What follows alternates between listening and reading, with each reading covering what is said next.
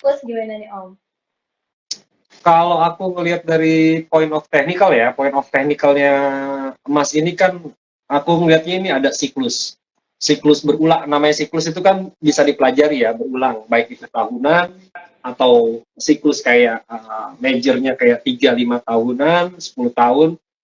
Kalau emas ini kan yang aku lihat ini lebih di siklus tahunan. Memang kalau misalnya waktu hari besarnya India, ada namanya hari Diwali ya. Om Krisna mungkin tahu ya, Diwali ya Om. Biasanya itu kan di bulan November itu biasanya emang orang-orang India itu lebih melakukan beli emas. Itu kan kemarin itu Diwali itu di 11 November, 11-12 November itu hari Diwali dan itu reversalnya apa gold gitu, reversalnya emas. Jadi nggak usah pakai bulan bintang, planetarium, emang udah siklusnya seperti itu November sampai nanti sampai kapan bullishnya?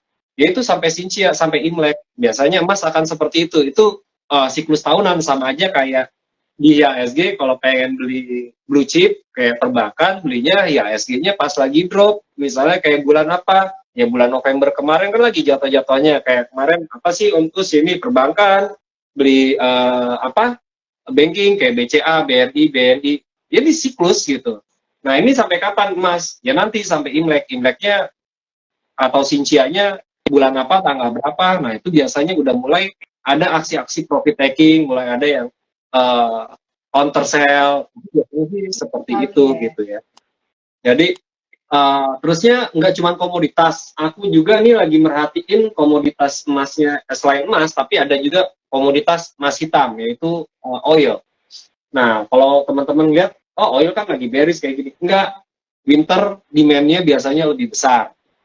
Kalau secara siklus, biasanya tutup di akhir tahun, di akhir Desember ya, biasanya ditutup lumayan cukup menguat positif, naik bisa beberapa persen, 5-10% oil. Nah, ini relatednya ke saham-saham apa bisa diperhatikan mungkin kayak Medco, kayak apalagi Akra, Energy, ada Ruiz atau Elsa dan lain-lain. Teman-teman tinggal cari poin-poin entry-nya, strateginya mau buy on weakness atau buy on strength. Itu komoditas tadi oil sama emas. Lalu bagaimana dengan komoditas batu bara? Batu bara, siklusnya biasanya mulai starting engine-nya itu di awal Januari, malah di awal tahun.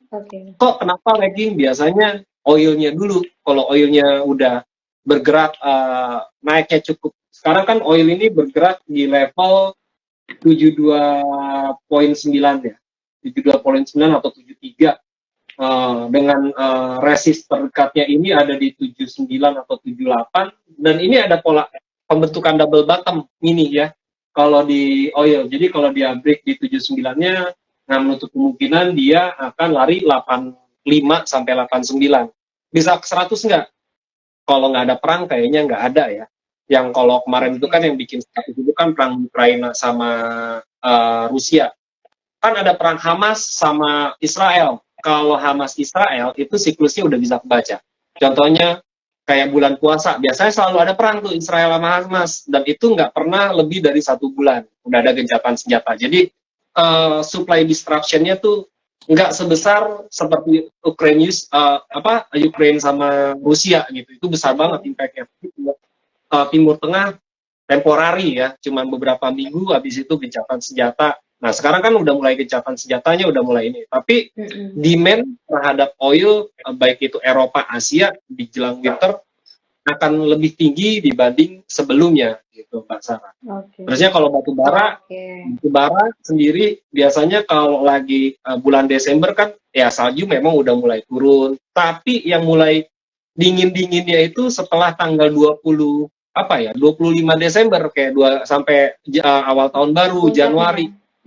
Puncak itu biasanya di bulan Februari, makanya kebutuhan energi sebagai pemanas ruangan biasanya ramainya itu di bulan Januari Februari gitu. Mulai agak sedikit redanya ya nanti Maret April. Jadi bisa diperhatiin kayak gimana sih bumi udah bagus atau belum? Ya bisa aja bumi, aku ngelihatnya ada peluang reversal ya. Hari ini bisa aja jadi tweezer bottomnya si bumi, kalau besok ada penguatan buy on strength strateginya. Semua untuk batu bara aku lihat kayak ITMG, Bumi, terus siapa lagi, Adaro, Harum, Indica Energy, aku strateginya lebih pilih buy on strength, bukan buy on weakness. Nah, buy on weakness itu kalau dia setelah breakout.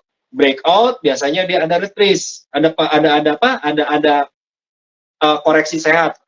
Kalau orang-orang ini bilang pullback, throwback, atau retrace, boleh buy on weakness. Tapi kalau saat sekarang kan lagi bearish, strateginya buy on strength. Jadi begitu ada penguatan hari pertama atau hari kedua, beli. Kayak gold sendiri, emas, ada pembalikan arah kayak Antam, MDK, aku rekomendasi hari ini beli ya, masih. Tapi hari ini sahamnya turun, goldnya turun, belum. Baru hari pertama, holdnya bisa sampai akhir tahun atau bulan Januari seperti itu ya. Jadi semuanya sih komoditi dulu nih bulan ini. Lalu CPO gimana?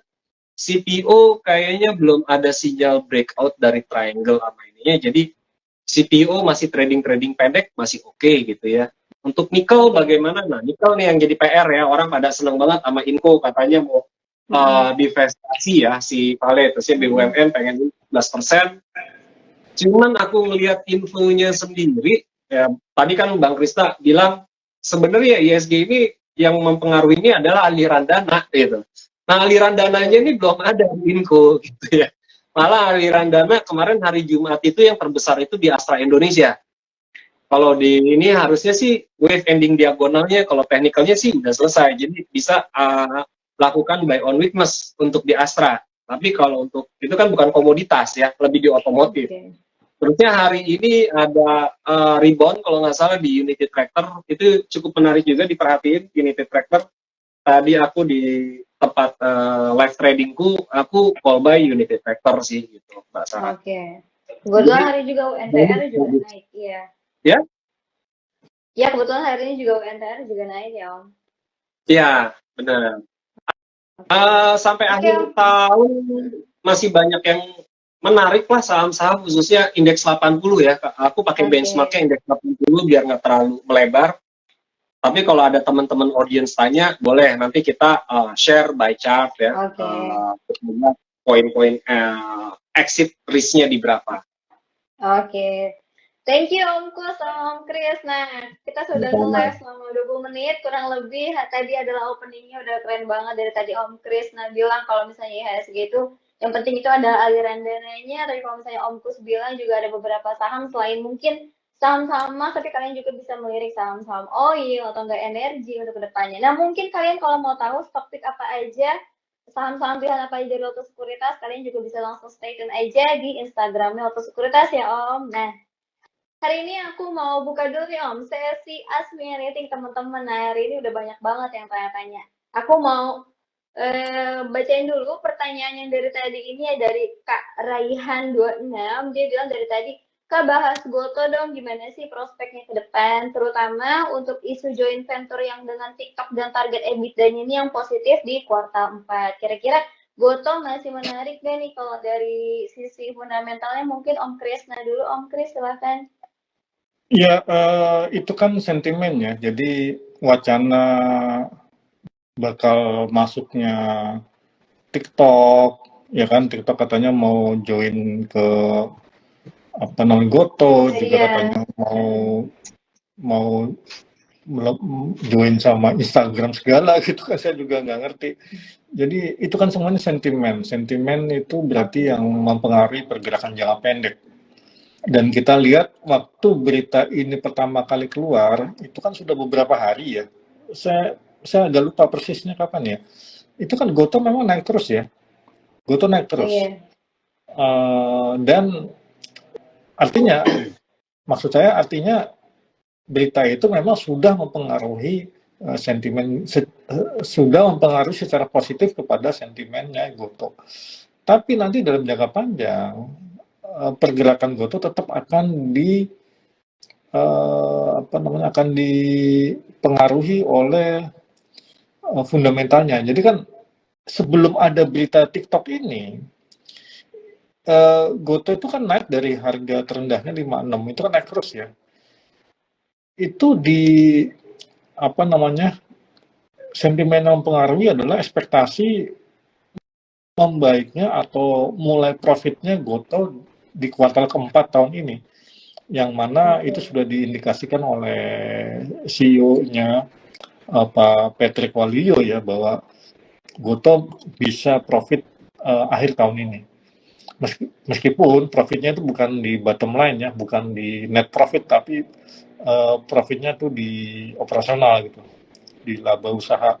Di bottom line-nya mungkin masih negatif nanti. Tapi itu sudah bagus, itu udah perubahan yang bagus sekali, karena sejak IPO kan negatif terus ya. Kalau itu benar apa yang dijanjikan atau apa yang dikatakan oleh manajemen, Gotoh mungkin bisa lanjut kenaikannya. Tapi kalau itu ternyata tidak, ya semua yang punya harga rendah mungkin akan langsung profit taking semua ya. Jadi karena ekspektasi kalau tidak tercapai, tidak terjadi sesuai kayak keinginannya, ya biasanya orang akan kecewa gitu. Jadi tetap jangka panjang, tetap fundamental. Oke. Kalau secara fundamentalnya oke nih nggak Om? Kira-kira Gotoh sampai akhir tahun ini atau nggak mungkin sampai tahun depan? Kalau menurut Om Kris? Ya kan ada perbaikan ya. Kita belum bisa sekarang, belum bisa bilang bahwa Gotoh sekarang itu bagus gitu. Belum bisa bilang karena masih berdarah-darah gitu kan. Masih tersulut sama sentimen ya Om? Ya, tapi sejak masuknya Pak Patrick Waluyo sebagai CEO itu sudah ada terlihat perbaikan gitu. Kenapa? Karena Pak CEO yang baru ini sudah menghentikan semua aksi bakar duit gitu ya. Jadi aksi bakar duit itu sudah nggak ada lagi. Tapi tetap masih ada biaya-biaya promosi apa yang semua itu untuk menjaga kompetisi, level kompetisinya Gotoh itu tetap yang kompetitif gitu ya, dibandingkan dengan pesaingnya, terutama oleh oleh Grab. Kan si manajemen sendiri bilang sebetulnya Gotoh tuh kalau mau profit gampang kok ya, semua biaya promo-promo itu dihentikan aja semua, langsung profit. Tapi kalau itu dihentikan semua kan jadi nggak menarik ya. Gojek kalah saing sama Grab, Tokopedia mungkin bisa kalah saing sama Shopee dan segala macam. Nah itu kan bahaya untuk kelangsungan keberlanjutan jangka panjangnya. Jadi tetap mereka akan tetap maunya ke arah profitnya itu tetap pelan-pelan gitu. Jadi sabar aja. Oke, thank you Om Kris. Nah, Om Kus nih udah langsung nampilin grafiknya teman-teman untuk saham Gotoh hari ini juga. Gotoh hari ini naik nggak ya? Hijau ya Om hari ini Om? Bisa sih dihijauin, candlenya aku ganti. Aku bisa ganti warna kok. Bisa hitam putih juga ya, bisa diwarna-warni. Gini. Silakan Om Kus. Point of view dari technical ini uptrend ya, bullish, jangka pendek dan jangka menengah ya. Jadi tren itu kan ada tren jangka panjang, jangka pendek, jangka menengah. Ini jangka pendek dan jangka menengah aja Gotoh ini lagi uptrend, lagi bullish ya Mbak Sarah ya. Nah, wajar aja kalau ada aksi profit taking begitu nyentuh 115, 116 karena mungkin project yang belinya di bawah 60 perak ya. Bosnya dari sahamologi nih profit taking nih di atas 110 nih. Jadi profit taking kan nggak dosa, ya kan? Ya apalagi mau tahun baru ya sah-sah aja. Itu satu. Yang kedua, ini bisa keberapa? Nah, ini bisa keberapanya. Ini yang selalu jadi pertanyaan. Kalau saya ya, saya bilangnya kalau dia mantul di area 9192, dia tidak menutup potensi akan berbalik lagi kembali ke 105 sampai 111 dulu. Bisa nggak 116 dulu? Nah, kalau udah kayak gini, ini kan bisa dibilang tweezer top, bisa dibilang tweezer top, ada bisa bilang juga pembalikan arah. Nah, kalau dari historicalnya Gotoh tuh gini, dari reversalnya di berapa? Di 56, dia bisa bikin candle 1-2 hari koreksi ya, koreksinya habis itu hari ketiganya suka ada penguatan. Jadi mungkin besok masih akan melanjutkan koreksinya lagi, mungkin nggak tahu ya, mungkin bisa ke 98 atau bisa 94 atau bisa 91. Akan tetapi selama dia kuat di atas 76, ini Goto masih oke, masih dibilang kategori sehat. Ini untuk saya ya. Sampai dia 77 sampai 79 aja dia Goto ini masih sehat. Ini tergantung supply and demand di marketnya tuh bagaimana responnya. Nah, kalau udah lagi kayak gini dia butuh namanya equilibrium, keseimbangan. Keseimbangannya itu biasanya dia bikin pola apa? Umumnya itu dia bikin pola pattern triangle dulu. Kalau habis bullish, dia habis koreksi, dia bikin angka segitiga dulu. Ininya. Kalau ada segitiga, biasanya break dari triangle. Nah, itu baru bisa kita lihat the next targetnya. Tapi kalau ngelihat dari menengah ke atasnya lagi, sebenarnya sih Goto masih ada ruang dia uji 145 sampai 147-nya. Masih ada ruang gitu. Cuman kalau koreksi sehat yang udah berapa persen nih Goto sebenarnya naik? Dari katakanlah 96 sampai ini udah 100% lebih. Terusnya kemarin ada isu hoax ya. Teman-teman kan ada isu hoax yang di 69 aja sampai ini aja udah naik 67%. Ya wajar aja kalau ada koreksi ini ya.